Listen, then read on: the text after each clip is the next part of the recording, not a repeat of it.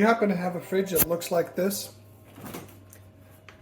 and has a crisper shelf here and drawers, and it's cracked or broken and it just sags from the center, well, you're not the first. Almost everybody I know with a similar fridge has this problem. And let me explain why that is and what you can do about it. Because yes, you can do something about it. So first, remove this shelf, remove the drawers, remove the shelf, and let me show you what you can do with it. So this is a result of poor design. They try to put some ribs here to help support the shelf and prevent it from warping or bending. The problem is there's no support in the center. So over time, this shelf is going to sustain a lot of strain, causing this crack. You can go buy another shelf for $70, $100, $120. I've seen them in all price ranges. But you're not going to solve this problem. It's going to come back again. So here's how you can solve it, at least get by without having to purchase a new one. And it won't continue to break on you. In fact, what I urge you to do, even if you have one that's not broken, do this and you'll still save your shelf from cracking and breaking. With the exception of course, if you do load it or overload it, that could still cause breakage. What you do, so you can go to Lowe's, and I don't know about Home Depot, I'm sure they have the same thing but different sizes, and you can look at aluminum rods and different aluminum pieces cut in different methods. So this one is an L shape. They have flat ones, and I bought a couple of sizes, and coincidentally this particular one here, let's look at the cross section here. Okay, so this one here is an L shape, and the size on it is 3/4 of an inch by 1/2 inch. The length is 36. You don't need the 36 inches, but this is the dimension. The thickness of the metal itself is 1/16, which is actually really good, and it's sufficient. Don't get, whatever you do not get steel, okay? You don't want to get any iron rods and put them in the fridge. They will rust. Aluminum, nothing will happen to it. Now here's the thing. Flip it, and there's a channel in here. So let's look at the channel. See the channel here? And it goes all the way through. So what you want to do is, for your shelf, you can start with this one, the one I showed you.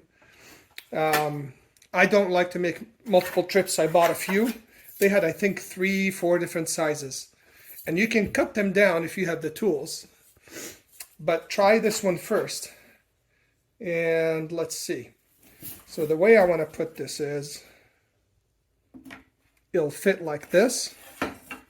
Okay. There's a little bit of a play. Let's see if it fits like this. Now this is angled here. So, and the rod is not angled, but if it does fit, then I'm providing support on the flat side, and then this side here rests on the plastic here. So let's push it through. Notice I do have a bend here, and I had one here, but as I pushed it through, it straightened it. So I would straighten the plastic and push the rest of this through. Like so.